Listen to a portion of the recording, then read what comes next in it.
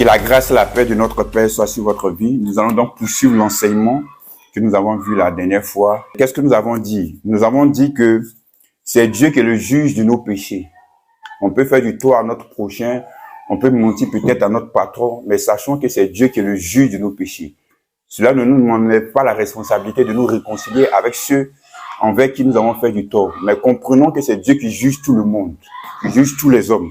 Ce n'est pas un pécheur qui juge un autre pécheur, mais c'est Dieu qui juge tous les hommes que nous étions pécheurs. C'est pourquoi lorsque la femme qui a été prise en flagrant délit d'adultère a été présentée à Jésus, Jésus a dit que celui qui est sans péché lance le premier la pierre. La Bible déclare que tous se sont cherchés, comme on dit en Côte d'Ivoire. Ils sont tous partis. Pourquoi? Parce qu'ils se sentaient donc pécheurs vis-à-vis de la parole que le Seigneur avait lancée. Donc c'est Dieu qui est le juge de nos péchés. Nous avons vu comment est-ce que Dieu pardonnait nos péchés avant la loi. On a vu le cas d'Abraham, le cas de Noé, le cas de Abel qui était déclaré juste aux yeux de Dieu. Juste, c'est-à-dire que Dieu t'a justifié, donc Dieu t'a pardonné tes péchés. On a dit que c'est simplement parce qu'ils avaient mis leur foi en Dieu, foi en la parole de Dieu, et qu'ils avaient aussi offert un sacrifice à Dieu qui était la représentation, l'image de ce que Christ allait venir faire. Avec le cas, par exemple, d'Abel. Nous avons vu aussi comment est-ce que Dieu pardonnait les péchés maintenant sous la loi de Moïse. On a dit qu'il y avait des conditions avant de se faire pardonner. Le texte qui illustre bien cela, c'est 2 Chroniques 7, verset 14, qui dit « Si mon peuple sur qui est invoqué mon nom, s'humilie, prie, cherche ma face, se détourne de ses péchés, je lui pardonnerai. » Donc, il y avait des conditions avant de recevoir le pardon de Dieu sous l'ancienne alliance, dans la loi de Moïse. Gloire à Dieu. Maintenant, aujourd'hui, on va voir à l'époque des évangiles, Matthieu, Marc, Luc, Jean. On va lire d'abord ce texte de Matthieu, chapitre 6. Ici, c'est Jésus qui parle, dans ce qu'on a appelé communément le Notre Père, ou la prière du Seigneur. On va lire le verset 14 et 15. Car si vous pardonnez aux hommes leurs offenses, votre Père céleste vous pardonnera aussi. Mais si vous ne pardonnez pas aux hommes, votre Père ne vous pardonnera pas sans plus vos offenses. Non plus vos offenses. On va prendre maintenant Marc 11, verset 25. Avant de venir commenter ce qu'on vient de lire, ces deux textes sont sensiblement pareils.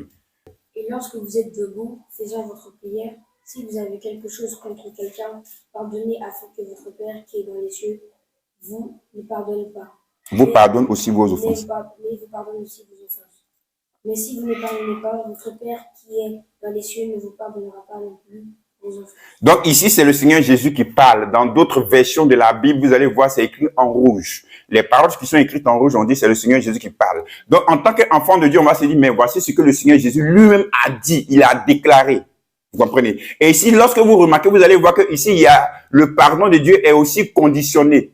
Si vous ne pardonnez pas aux autres, Dieu aussi va pas vous pardonner. Maintenant, par rapport à l'enseignement qu'on a vu la dernière fois, dites-moi, ce texte qu'on vient de voir, est-ce que ça rentre dans la nouvelle alliance ou bien c'est sensiblement égal à l'ancienne alliance? À l'ancienne alliance. Donc, vous allez comprendre ici qu'il y a des conditions, pareillement comme dans la loi. Alors que c'est Jésus qui parle.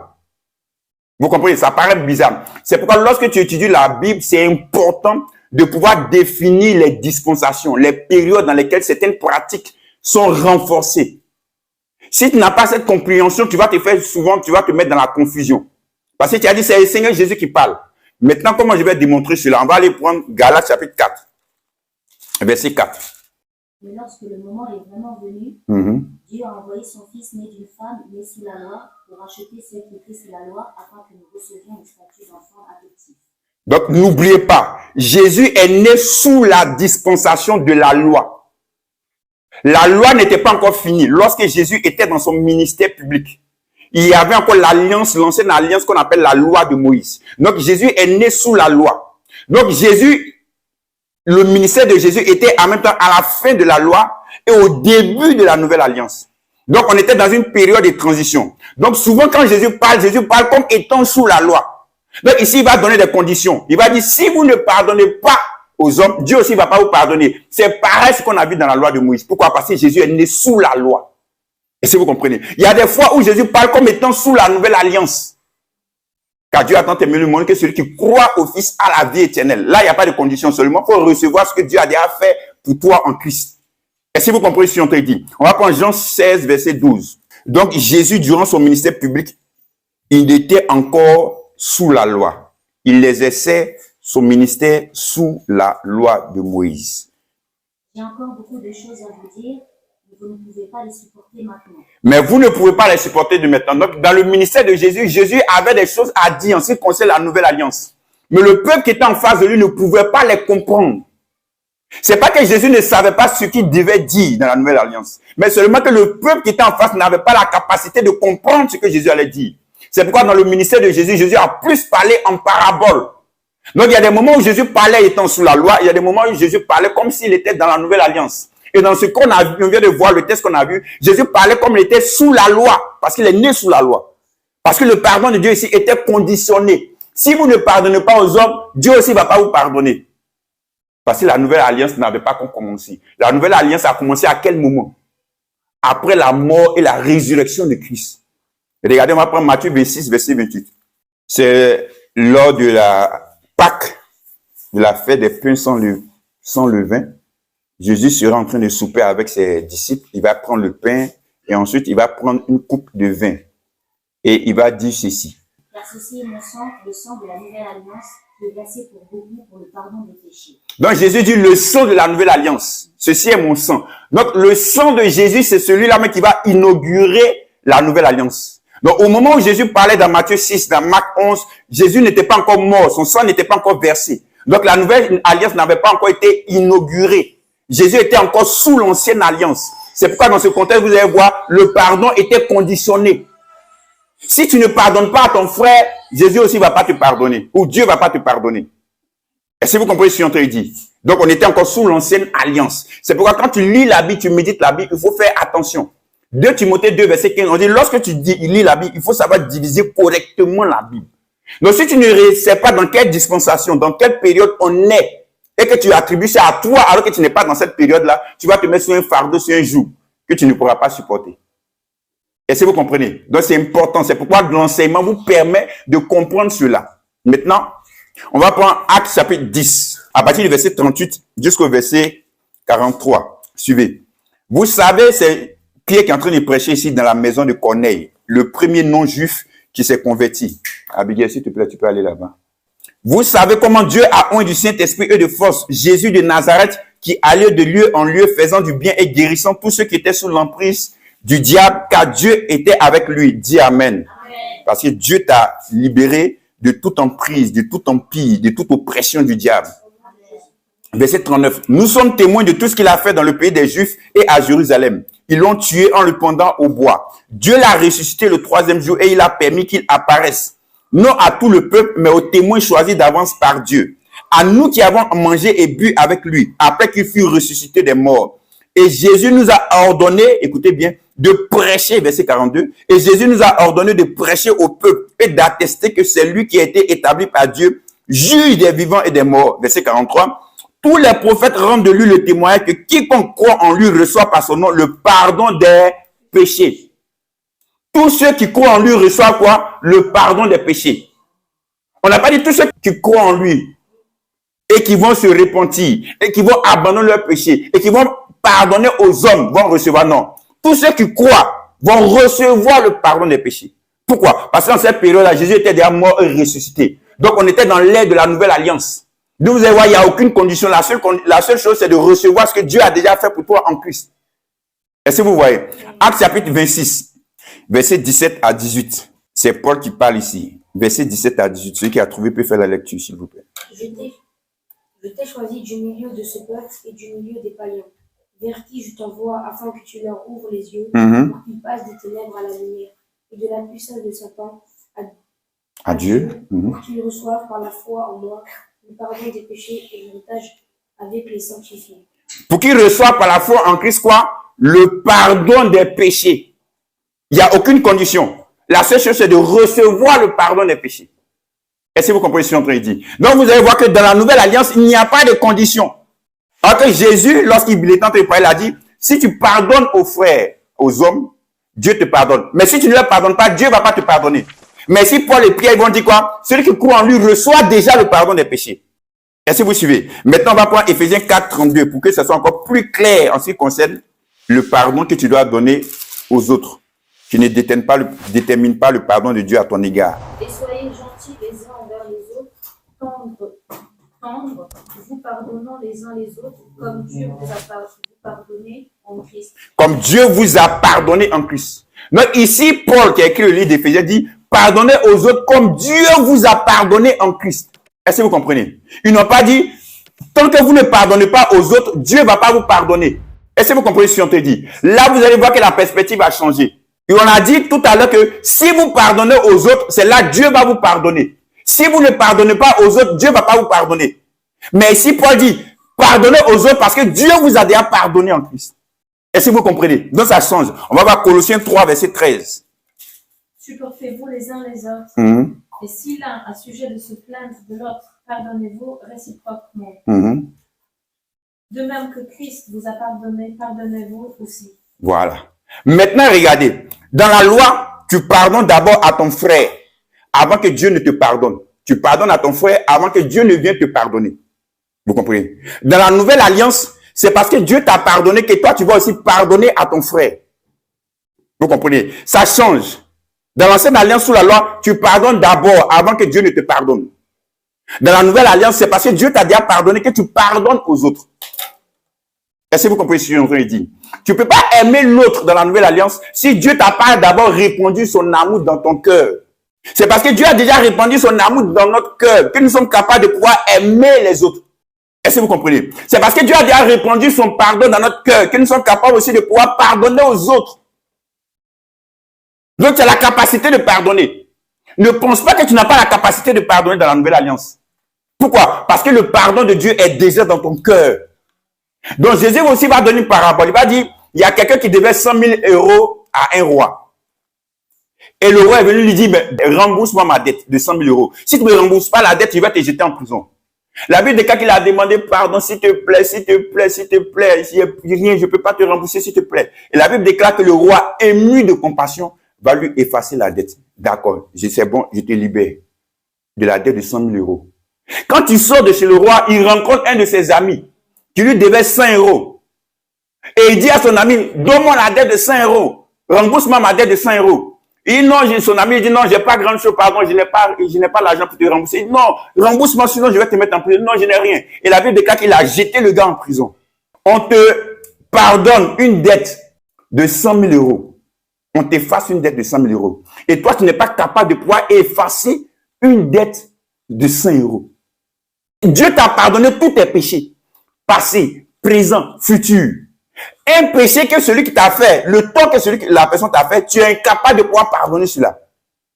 Ok, Dieu t'a pardonné tous tes torts, tous tes péchés de toute ta vie. Vous voyez? Donc Dieu dit, comme je t'ai déjà pardonné, prends conscience de cela et pardonne aussi à l'autre.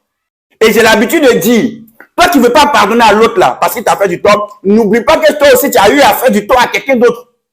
Souvent on se met toujours dans la position des victimes.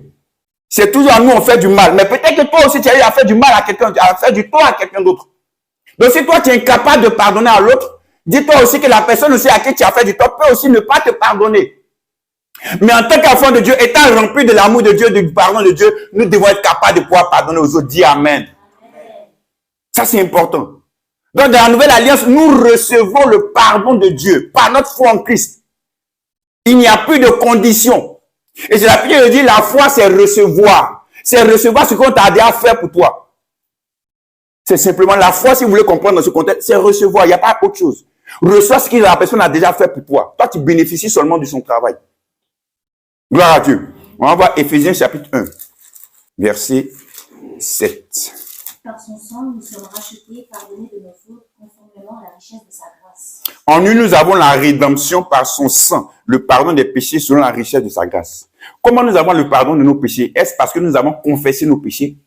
Est-ce parce que nous sommes détournés de nos péchés?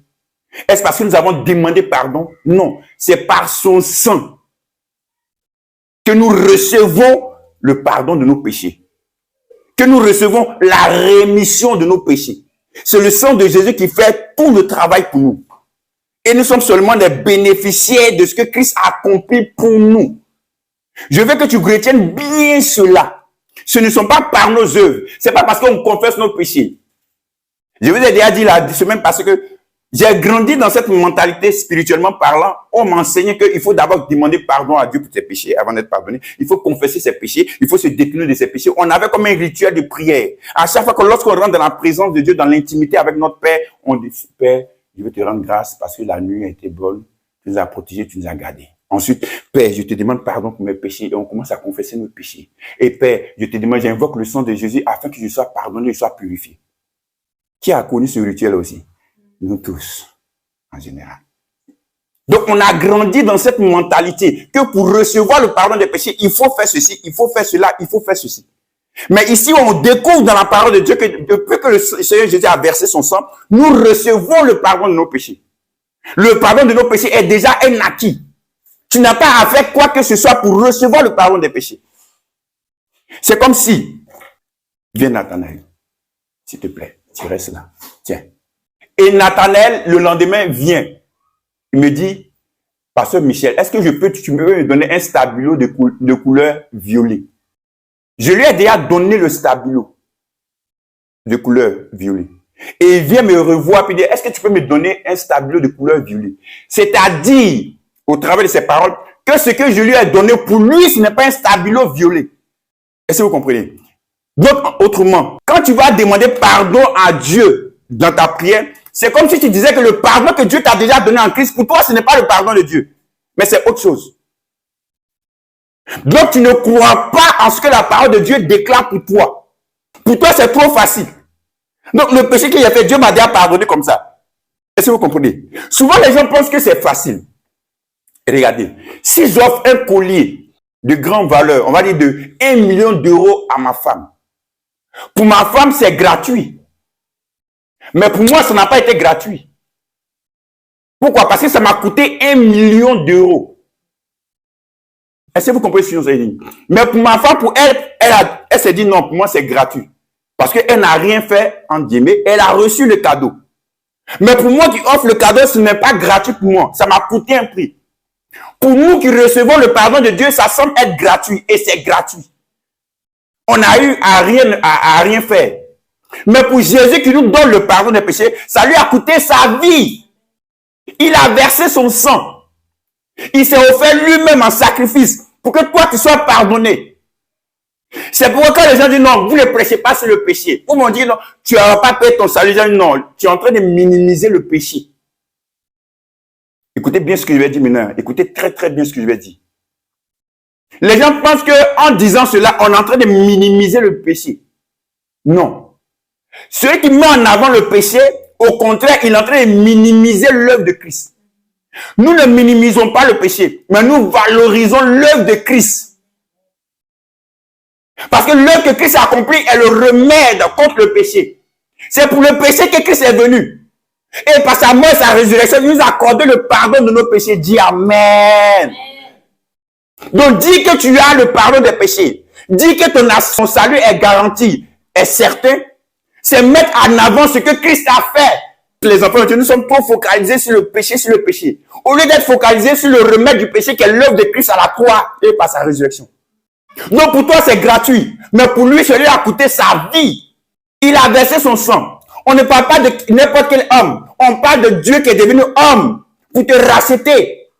Et c'est ce qu'on a vu dans Galates 4:4. Il est venu né sous la loi pour nous racheter de la loi. Il est venu payer un prix pour toi. Non, en disant, Père, je te rends grâce. Lorsque tu rentres dans ton intimité, Père, je te rends grâce de ce que tu m'as dit à pardonner tous mes péchés. Tu es en train de valoriser l'œuvre que Christ a fait à la croix. Tu es en train de le glorifier. Parce que tu sais ce qu'il a fait pour toi. Tu sais ce qu'il a subi pour toi. Ça doit être bien ancré dans votre esprit. Ne viens pas, Père, je te demande pardon pour mes péchés. Non, non, non. On vient dans l'intimité pour dire merci à Dieu pour le pardon. On ne vient pas dans notre intimité avec le Père pour demander pardon. Parce que tu ne dois pas demander ce que tu as déjà reçu en Christ. Parce que si tu viens demander à Dieu ce qu'il t'a déjà donné en Christ, c'est comme si tu méprisais, c'est comme si tu dévaluais, c'est comme si tu ne croyais pas. Est-ce que vous comprenez? Donc c'est important de pouvoir mettre cela dans ton esprit. L'ennemi va toujours te mettre dans la culpabilité. C'est pourquoi Romains 8:1 dit, il n'y a plus de condamnation pour ceux qui sont en Jésus-Christ. Si tu es en dehors de Jésus-Christ, il y a une condamnation pour toi. Il y a un jugement pour toi. Il y a une culpabilité pour toi. Mais du moment où tu es en Jésus-Christ, il n'y a plus de condamnation, dis Amen. Il n'y a plus de jugement, dis Amen. Il n'y a plus de culpabilité pour toi, dis Amen. Amen. Pourquoi? Parce que Christ a subi le jugement à ta place. Christ a subi la condamnation à ta place. Christ a subi la culpabilité du péché à ta place. Donc toi qui es en lui, il n'y a plus de jugement pour toi. Il n'y a plus de condamnation. C'est ce qu'on appelle en droit la loi de la double incrimination. En anglais, double jeopardy. C'est-à-dire, on ne peut pas juger deux fois quelqu'un pour un acte dont on a déjà jugé. C'est-à-dire, comme le salaire du péché, c'est la mort. Donc, nous qui avons péché, nous devons mourir. Christ est venu mourir à notre place. Donc, Dieu ne peut pas venir encore te juger pour le péché ou pour les péchés pour lesquels Christ est déjà mort, a été jugé à ta place. Est-ce que vous comprenez? C'est comme moi, Michel, je pêche. Et le tribunal dit, bon, tu dois payer le prix fort. Tu dois être incarcéré pour 10 ans de prison. Nathanaël, qui est toujours mon bon samaritain, qui se lève, qui dit non. Je veux prendre la place de Michel dans son incarcération. Je veux aller faire les 10 ans de prison à sa place. Nathanaël va en prison pendant 10 ans. Il ressort. Est-ce que moi, je vais avoir peur de la justice encore? Est-ce que je vais encore me culpabiliser dans le sens pour dire, on dirait que je vais retourner encore faire les 10 ans, hein, alors que je n'ai commis aucun acte? Non. Pourquoi? Parce que Nathanaël a déjà subi le jugement à ma place. Il a déjà fait les 10 ans à ma place. Christ est déjà mort à ta place. Christ est déjà allé dans les enfers à ta place. Donc tu ne peux pas mourir, être séparé de Dieu. Tu ne peux pas aller dans les enfers encore. Parce que Christ a déjà pris ta place dans les enfers. Et Christ est ressuscité maintenant pour toi. Pour que tu aies la vie éternelle. Donc Christ ayant déjà payé le prix pour toi dans la mort et dans l'enfer, tu ne peux pas encore retourner dans la mort éternelle et dans l'enfer. C'est impossible. Est-ce que vous comprenez? C'est pourquoi tu dois avoir l'assurance de ton salut. À cause de l'œuvre que Christ a accompli pour toi. Donc, de par son sang, il t'a racheté. De par son sang, il t'a donné la rédemption. De par son sang, il t'a donné le pardon de tes péchés. Parce que tu es dans la nouvelle alliance. Et là, tu reçois le pardon et la rémission de tes péchés. Aucune autre condition. Est-ce que vous comprenez? Maintenant, Hébreu dit dans le chapitre 9, sans effusion de sang, il n'y a point de pardon. La semaine prochaine, on va voir ensemble.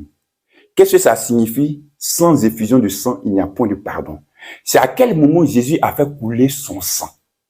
Est-ce que c'est quand le 8e jour, on l'a circoncis dans le temple? Parce que son sang a coulé lorsqu'on l'a circoncis. Est-ce que c'est quand les soldats l'ont lapidé, du moins l'ont frappé, l'ont fouetté, que son dos était pratiquement en sang, que là son sang a coulé pour le pardon de nos péchés? Ou bien est-ce que c'est à la croix que son sang a coulé pour nos péchés? Pour comprendre cela, d'où l'importance de connaître l'Ancien Testament. Parce que le thème effusion du sang, sans effusion de sang, aspersion du sang, c'est un thème des livres de l'Ancien Testament. Donc si tu ne vas pas, on ne retourne pas dans l'Ancien Testament pour voir, on ne comprendra pas à quel moment Jésus-Christ a versé son sang pour le pardon de nos péchés. Et c'est particulièrement dans le livre des Hébreux, qui est un très beau livre qui met en contraste l'Ancienne Alliance et la Nouvelle Alliance, que nous allons découvrir tout cela. Et je suis sûr que l'Esprit de Dieu va te faire énormément de bien. Amen. Dans tous les endroits que j'ai cités, ce n'est dans aucun de ces endroits que Jésus a versé son sang. Je veux que tu retiennes que dans la Nouvelle Alliance dans laquelle tu te trouves, toi qui as cru en Christ, en son sacrifice, en sa mort et sa résurrection, Dieu t'a déjà donné le pardon de tes péchés. Tu n'es plus sous la loi pour que maintenant tu te dises, il faut que je confesse mes péchés, il faut que je me détourne de mes péchés. Non. C'est le pardon de Dieu qui est en toi, l'amour de Dieu qui est répandu dans ton cœur, qui te donne la capacité de pouvoir dominer le péché. Mais pour toi, il n'y a plus de culpabilité, il n'y a plus de condamnation parce que tu es en Christ. Dieu ne te regarde pas toi pour te pardonner, mais Dieu regarde à Christ pour te pardonner. C'est pourquoi en tant qu'enfant de Dieu, tu ne dois pas toujours avoir les yeux focalisés sur toi. C'est pourquoi 2 Corinthiens 3 dit, ayez les yeux fixés sur qui? Sur Jésus. Hébreux 12:2 aussi dit, ayez le regard fixé sur Jésus. Ne te regarde pas à toi, ne regarde pas à tes œuvres. L'ennemi va toujours t'amener à pouvoir regarder à toi, à tes œuvres, à ta conduite, à ton comportement, à tes mauvaises paroles que tu as à dire, à ta colère. Mais toi, tu dois regarder toi plutôt à Christ. Parce que c'est à cause de ce que Christ a fait que toi, tu es pardonné. C'est à cause de ce que Christ a fait que toi, tu as été réconcilié avec Dieu. Alléluia. On va terminer par ce texte qui me vient à l'esprit. 2 Corinthiens chapitre 5, verset 19. Dieu était en Christ, Il réconciliait le monde avec lui-même en ne chargeant pas les hommes de leurs fautes, et il a mis en nous la parole de la réconciliation. En ne chargeant pas aux hommes leurs fautes. Dieu était en Christ réconciliant. Vous allez voir que sous l'ancienne alliance, c'est toujours l'homme qui fait le premier pas pour sa réconciliation vis-à-vis de Dieu. C'est l'homme qui doit confesser, c'est l'homme qui doit apporter un sacrifice, c'est l'homme qui doit se détourner de ses péchés. C'est l'homme qui fait le pas avant que Dieu ne vienne vers lui. Mais dans la nouvelle alliance, c'est Dieu qui a fait le premier pas vers nous. C'est Dieu qui est allé vers nous pour pouvoir nous réconcilier à lui en Christ. Vous voyez? C'est pourquoi la perspective change. C'est Dieu qui est venu vers toi.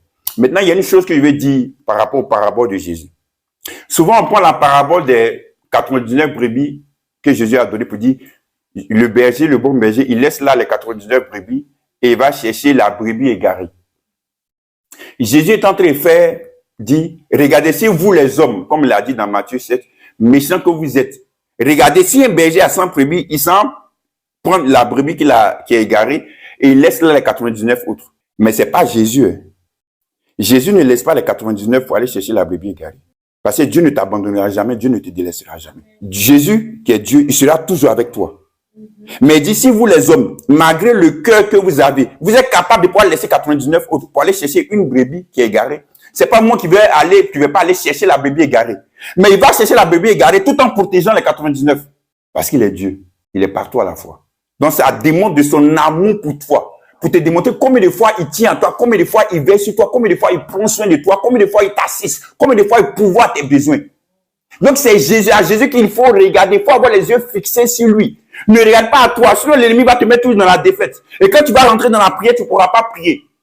C'est pourquoi Jacques va te dire, c'est la prière fervente du juste qui a une grande efficacité. C'est-à-dire, sois conscient de la justice de Dieu que tu es. Ne sois pas conscient du péché. Kenyon a dit, le gros problème dans l'église, ce n'est pas le péché, mais c'est la conscience du péché. Pourquoi? Parce que Christ a déjà payé le prix pour nos péchés. Au début, quand j'ai lu ça, il y avait, quoi? Qu'est-ce qu'il est en train de dire là? Oui, j'ai écouté ça avec Joseph Prince. Non. Et après maturité, croissance, tu comprends facilement. Jésus est venu pourquoi? À cause de nos péchés. Maintenant, il est venu, il est mort, il est ressuscité pour ces péchés-là. Mais on a tous les yeux focalisés sur le péché, alors que le prix de ce péché a été déjà fait. C'est à cause de tes péchés qu'il est venu. Il est venu régler le problème de tes péchés. Donc, s'il est mort et ressuscité, c'est que le problème de tes péchés a été déjà réglé. Une bonne fois pour toutes. Donc, tu n'as plus à t'inquiéter pour tes péchés. Donc, vous ne pouvez plus avoir la conscience du péché, mais il faudrait que tu aies la conscience de la justice de Dieu que tu es. Et regardez, on est tous dans 2 Corinthiens, c'est regardez le verset 21. Celui qui n'a point connu le péché, il l'a fait devenir péché pour nous, afin que nous devenions en lui justice de Dieu. On va remplacer celui et ensuite, nous prenons il par les noms qui correspondent. Écoutez bien. Jésus qui n'a point connu le péché, Dieu l'a fait devenir péché pour nous, afin que nous devenions en Jésus justice de Dieu. Comment Jésus est devenu péché pour nous? Au travers de ses actions? Au travers de ses actes? Non. En recevant sur lui nos péchés. De même, comment est-ce que nous sommes devenus justes? Au travers de nos actions? Au travers de notre comportement? Non. En recevant sur nous sa justice. Donc, il y a eu un troc. C'est pourquoi sous la loi, l'ancienne alliance, lorsque le pécheur va voir le sacrificateur, il apporte son agneau sans défaut, qui est symbole de sainteté, de pureté de l'animal. Quand il met ses mains, il confesse ses péchés sur l'animal, le sacrificateur prend l'animal, il égorge l'animal, et qu'est-ce qui se passe? Il y a une transposition des péchés du pécheur sur l'animal. Et comme le salaire du péché, c'est la mort, donc l'animal meurt à la place du pécheur.